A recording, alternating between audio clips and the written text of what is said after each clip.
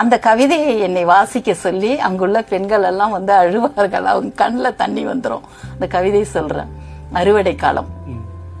அள்ளுபகல் உழைப்பவளை அடிக்க கைய நீட்டாதையா, சீக்கிரமா சமைச்சு தர சிடுசிடுன்னு பேசாதையா, கழுத்தை கட்டி தூங்குகிற கண்மணிக்கு ஆதரவா துணி மூட்டை தலையணைய துணையாக சேர்த்து வச்சு உங்களுக்கு முன் எழுந்து உழைப்பவளை வையாதையா, கஞ்சி கொஞ்சம் ஊத்திக்கிட்டு கதிரறுக்க போகும்போது கோழி கூட கூவுதில்ல, கொடுமைய நான் என்ன சொல்ல, கொட்டுகிற பணியில குனிஞ்சி அறுக்கையில அடிவயிரும் நடுங்குதையா, ஆரிடத்தில் இதை சொல்ல, புள்ளகுட்டி போதும்னு பண்ணிக்கிட்ட ஆபரேஷன் கதிரை அள்ளி போட்டு தூக்கையில முள்ளு போல குத்துதையா, மூச்சு விட திணறுதையா, காலையில போகையில கஞ்சி தண்ணி குடிச்சானோ, பள்ளிக்கூடம் போன மகன் பத்திரமா இருப்பானோ, கண்ணான அவனை எண்ணி கண்ணும் தண்ணி வெடிக்குதையா, களத்துல கட்டுடைத்து கச்சிதமா நெல்லுதிர்த்து காத்து ஒரு நேரம் பார்த்து தூத்தி முடிக்கும் முன்னே கண்ணுல விழுந்த தூசை நின்னெடுக்க நேரம் ஏது, கொட்டி குமிஞ்ச நெல்லில் கொடுத்த கூலி வாங்கிக்கிட்டு குறுகலான வரப்பு வழி